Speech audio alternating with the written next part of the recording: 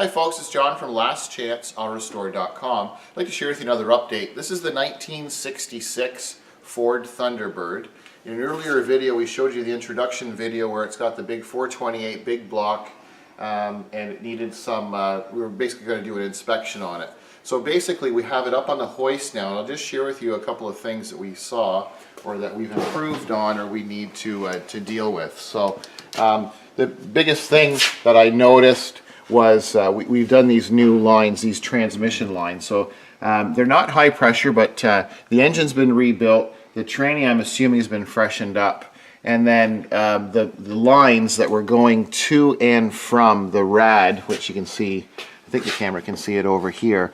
The two lines going into the cooler, to the transmission cooler that's on the side of the radiator, the bends on whoever did it previously were really tight bends, and there was barely any flow. So what I wanted to do is make sure there's proper flow. Some people would say it's anal, but when you have a totally rebuilt engine, a freshened transmission, the last thing you want is the transmission fluid to be restricted getting its cooling. So in my opinion it was something important to do. So we have all new nickel copper lines that we've ran from the rad back to the transmission.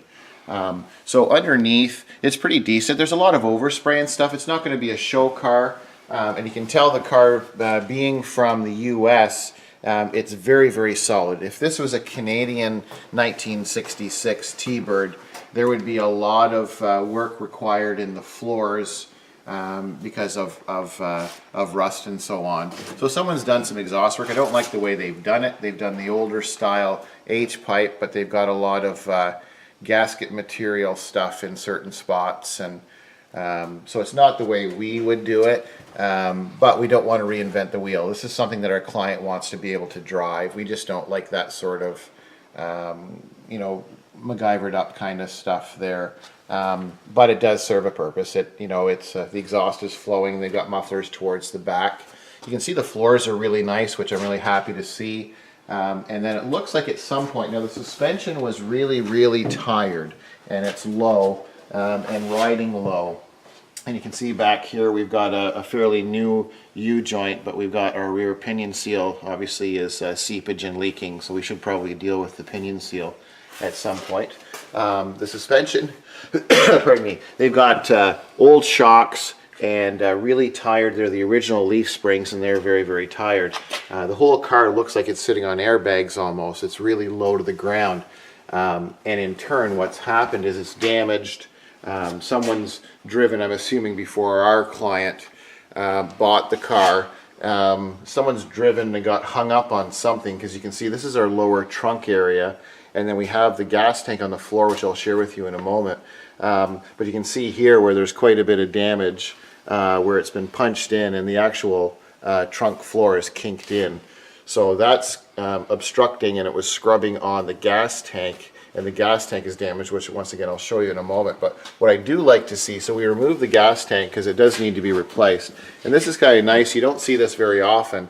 That is the original primer from the factory in 1966, and you can see some of the sections don't have a lot of paint on it, but they have that old style red oxide primer, and that's the way they did them back then. So this 66, I'm assuming the gas tank's never been out of it, because you can see how nice it is in there. So overall condition, the bones of this T-Bird are very nice.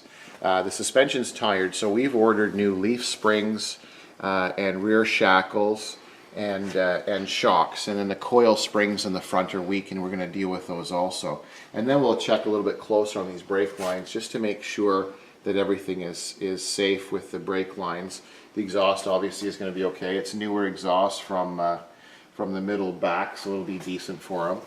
So we're going to see if we can fix this trunk a little bit, because the way it was quite a, looks like they got really hung up on it and then kind of drove over whatever it was. So there's quite a bit of damage, because that's the strongest point of this trunk is in that area. So we'll see if we can kind of straighten that out a little bit. And then I've located a new gas tank, and you can see here here's the gas tank that we've dropped down, and you can see how badly it's damaged. It's punched in here, and it's collapsed in the center.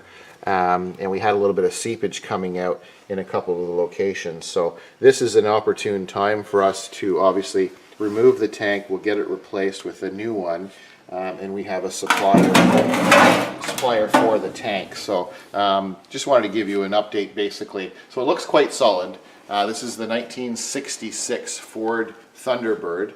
And then what we'll do is we'll share with you in an upcoming video. We've ordered the tank. When the gas tank comes in, we'll share with you what it looks like and what we're going to do with the special paint product that we use to protect the gas tank.